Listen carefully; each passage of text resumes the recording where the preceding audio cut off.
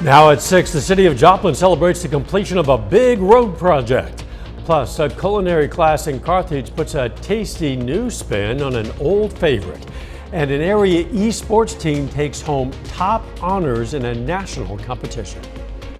The 4 states' most watched news starts now. It's been a long time coming. The city of Joplin is celebrating the completion of its 32nd Street widening project. This is KOAM News at 6. I'm Dow Quick. The city today held a ribbon cutting on the west end of the street to celebrate.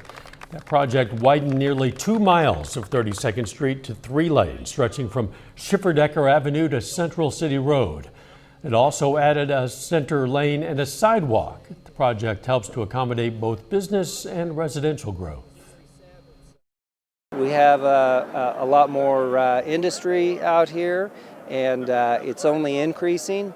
We have several new neighborhoods coming in. The Eagles Edge subdivision is under construction. The first house is in that subdivision.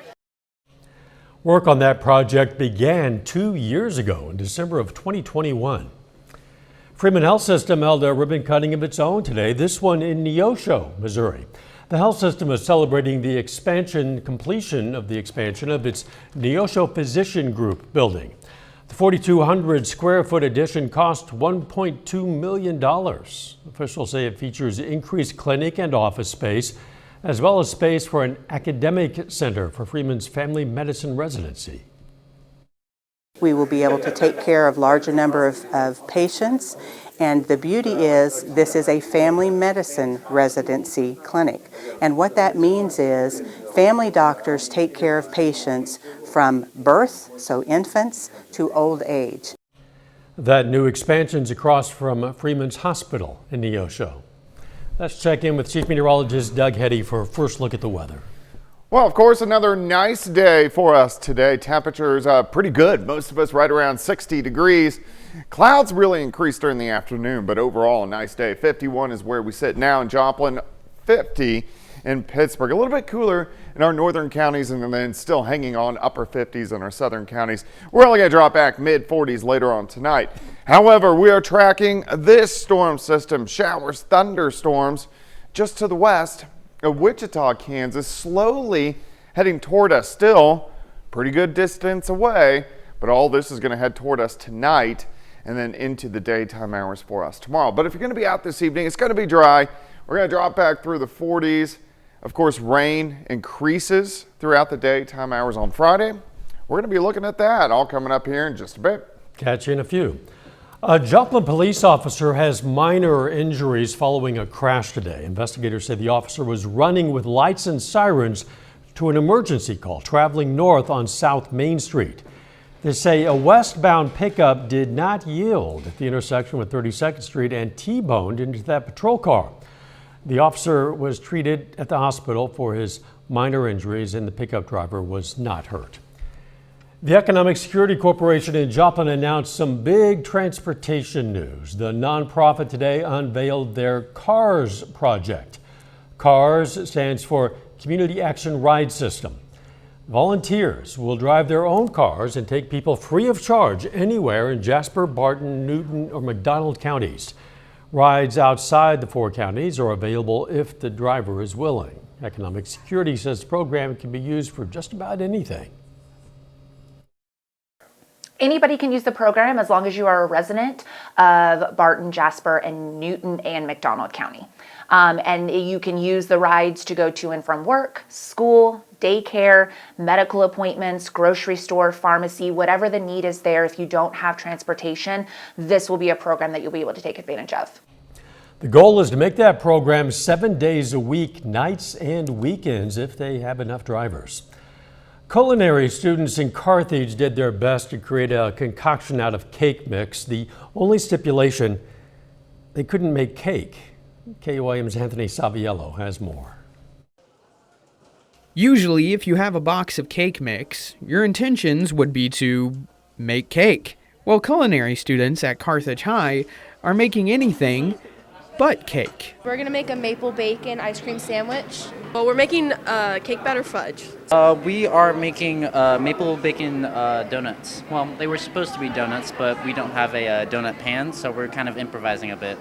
Improvisation is the name of the game, especially since these students only had an hour to make their dish. How does one make cake mix Oreo bars? Well, that's what we're trying to find out because we don't know either. Despite the challenge, these students don't back down. For ice cream sandwich making Anna Forbes, this is only a taste of what the rest of her life will be like. Yes, I am gonna go to St. Charles Community College for culinary arts for an associate's degree. So You already have it all planned out? yes, I already got it. Okay, this better be a baller ice cream sandwich then. We're hoping. Hoping may be a good plan, but all of these students share one thing: skill in the kitchen. Just ask their teacher. It's awesome. That is one of the best parts of my job, but also one of the hardest parts of my job because you get to see them grow and turn into these awesome young adults and then they leave you. But it's great to see how they are as young freshmen and how they mature and how they develop all these skills over time. And as time winds down and the judging begins, Anna's team finds themselves on top, and they took home the cake. More or less. Reporting in Carthage, Anthony Saviello, KOAM News. All those concoctions sound and look pretty good, making you hungry, right? Each student was judged on their dish using the criteria of taste, appearance, and creativity. NEO can claim bragging rights to a national championship. The school's e-sports team just won the 2023 National Junior College Athletic Association esports title. And here's a fun fact: all of the members are from Brazil. Part of their goal is to change the way video games are perceived. During COVID, when I had to choose a lot from the online classes and playing and practicing a lot. And then when I had this opportunity to come to the United States and get a scholarship was just life-changing for me. I guess gaming has a big backlash of being a waste of time, right? But we're taking gaming and giving a purpose to it, right? We're correlating with academics. We're giving them a schedule, tournaments that have scholarships prize. The majority of our students, they didn't even plan to go to college, but now that we have a gaming team, they come here. The game they were competing in is called Valorant. It's a first-person tactical shooter game. NEO Esports went undefeated for the season with 22 wins. Some of the players have a full tuition scholarship. We're going to have more from them at 10. Later in sports, teams across the area hit the hardwoods tonight for a full slate of basketball action. John's going to have a preview coming up in sports. But first, Oklahoma's governor moves to ban public funding for diversity programs in certain agencies in the Sooner States. Oklahoma's governor has signed an executive order to require all state agencies and public colleges to stop funding diversity, equity, and inclusion programs and initiatives. Andy Weber reports. I've heard from all over the state that they're just tired of wasting our dollars on something that tries to divide us. Governor Kevin Stitt signing an executive order Wednesday morning that orders all state agencies and public universities to not only review their DEI spending by May, but also stop funding said programs altogether. His main goal to eradicate any program that gives preferential treatment based on a person's race or ethnicity. Use those monies to educate kids instead of trying to preferential treat people based on their race. Stitt says his order does not impact services that support first-generation students, low-income students, or students with unique abilities and underserved student populations. It's just a misnomer, mistitle, just out of whack. But it's you know what this governor is about. How can you defund discrimination? And the very fact is that this nation was built upon diversity. Oklahoma City State Senator George Young, who himself grew up in Memphis during the civil rights movement, argues the order will only set the state back, that Oklahoma still has a long road to become adequately inclusive of diverse groups. What we need to be doing is trying to have more DEI. More than a dozen state lawmakers have either introduced or passed bills to rein in DEI programs at colleges and universities. A newly passed law calls for a ban on some foreign countries from owning land in Arkansas. That law cites national security concerns.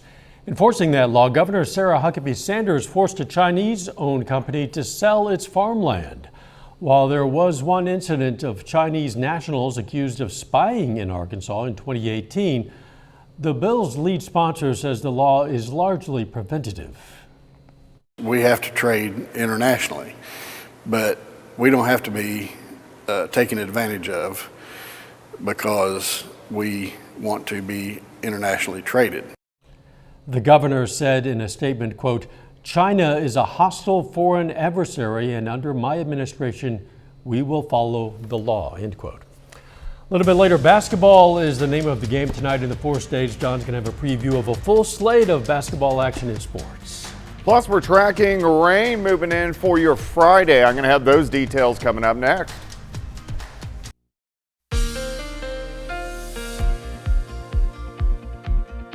Temperatures once again nice for us today. Most of us right around 60 degrees during the afternoon. Quite a bit of sunshine during the morning, and then those clouds really started to thicken up once we got into the afternoon hours, continuing to thicken up out there right now. And it's gotten a little breezy. You can see the flags blowing. We're looking at downtown Joplin from our Cornell Arts and Entertainment Complex building, which is looking off toward the northeast through downtown. All right, let's go outside. Temperatures right now 49, Nevada 52 in Monette. We have Grand Lake 55, Chautauqua 53, Fort Scott is sitting at 50. Going outside, 51.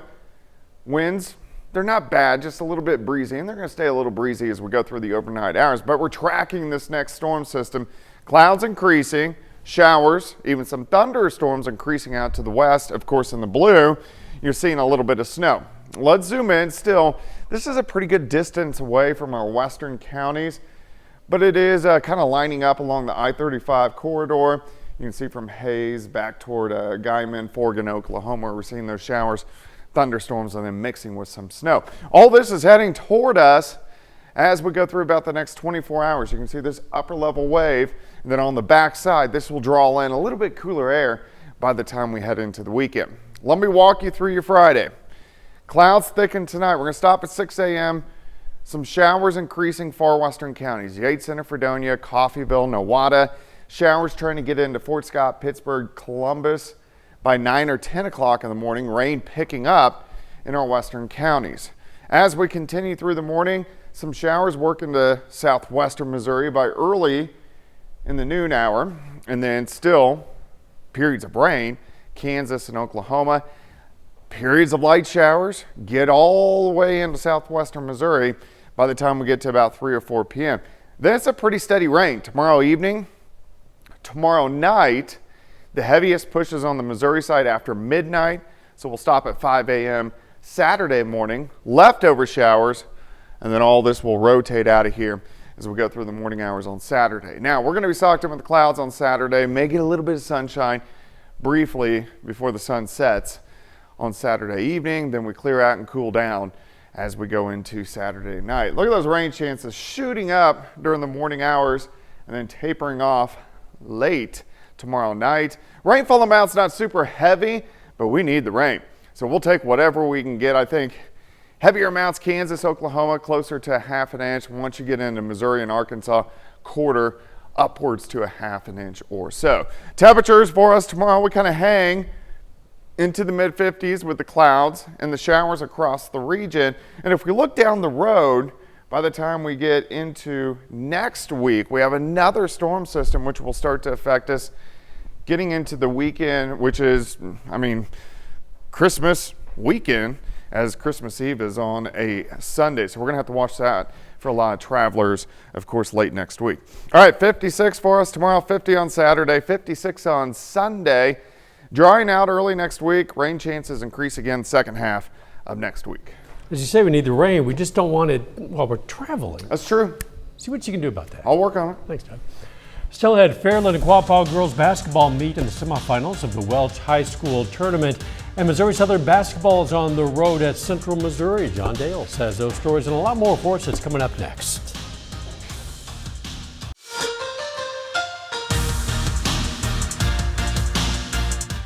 Hey, welcome into sports. I'm John Dales. Big day for Missouri Southern basketball. The Lions men's team put an end to its 6-game losing streak back on Saturday with a 22-point home win over Newman. Tonight they're on the road at Central Missouri. The women's game up first though, and how about this? We're at halftime and the Lions are giving the number 3 team in the nation all it can handle, 35-28. Southern leading by 7 over Central Missouri after the first 2 quarters. Caitlin Honeycutt leading the way with 13 points. If they can hang on, this will be the Lions' 3rd win in a row.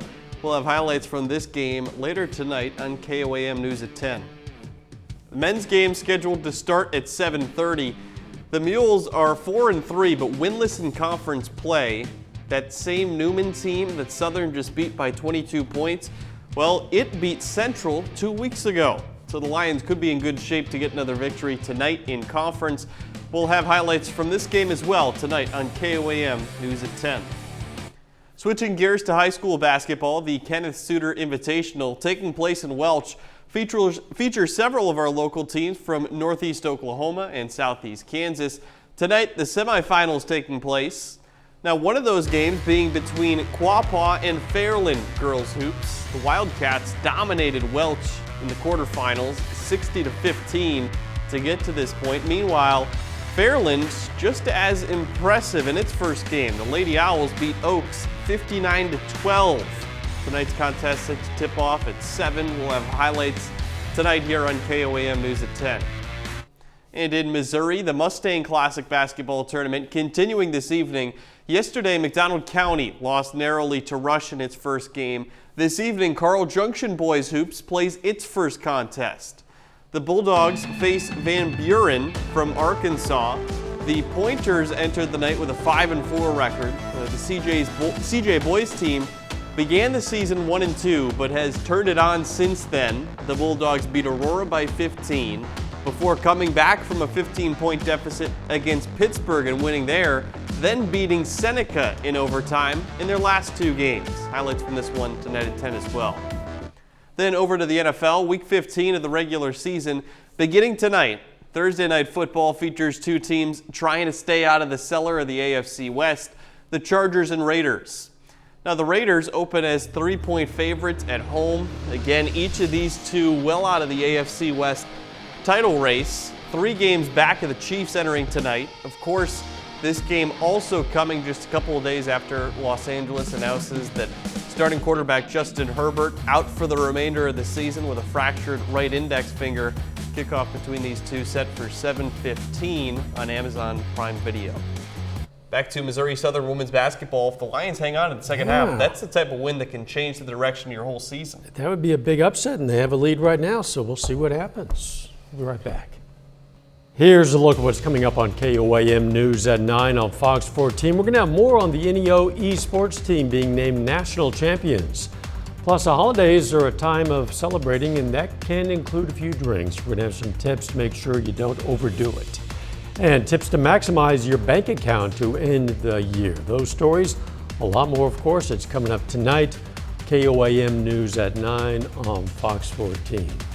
Weather's been unseasonably warm, Doug, and I guess that's going to continue. It's been really nice all week long. We've had pretty good temperatures. 56 tomorrow, 50 on Saturday. A little bit cooler as we head into the weekend with our rain, and then into early next week, and then we start to really hang out in the 50s the rest of next week.